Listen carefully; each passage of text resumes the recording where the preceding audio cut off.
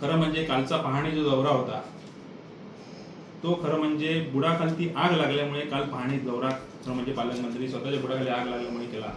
कारण देवगडमधनं त्याचा आवाज उठला होता. खरं म्हणजे ह्या आंदोलनाचा आवाज कुठला उठला आहे तर तो देवगडमधनं उठलेला आहे.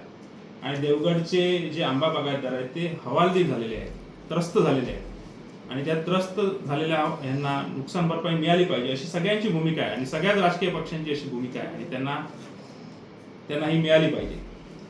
खरं म्हणजे ज्या पद्धतीने हा दडपण्याचा प्रयत्न चालू आहे, म्हणजे हे आंबा बागायतदारांचं, काजू बागायतदारांचं आंदोलन आहे, ते दडपण्याचा प्रकार चालू आहे. याच्यावरती पालकमंत्री नितेश राणे, कोणतरी राजू शेट्टी येतात म्हणून त्याच्यावरती संताप व्यक्त करण्याचा प्रकार करताय.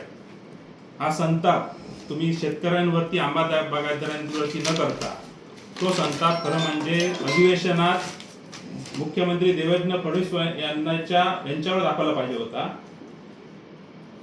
मग या शेतकऱ्यांना ते आश्वासन मिळालं असतं, मंत्रिमंडळात त्याची एक तरतूद झाली असती आणि शेतकऱ्यांना आणि आंबा बागायतदारांना न्याय मिळाला पाहिजे होता, न्याय मिळाला असता.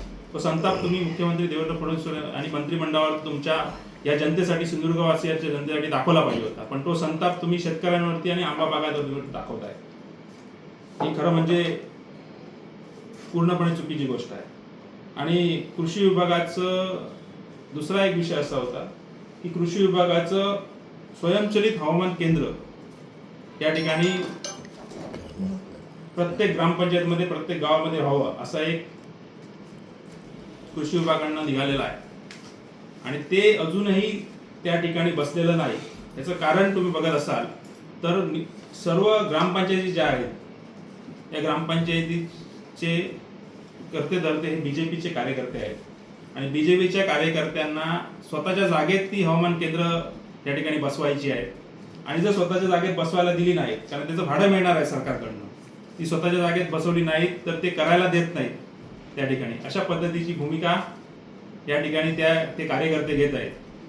त्यामुळे ती लवकरात लवकर बसवावी, कृषी विभागाने त्याच्यावरती लक्ष ठेवावा, ही मी त्यांना या ठिकाणी आवाहन करतोय.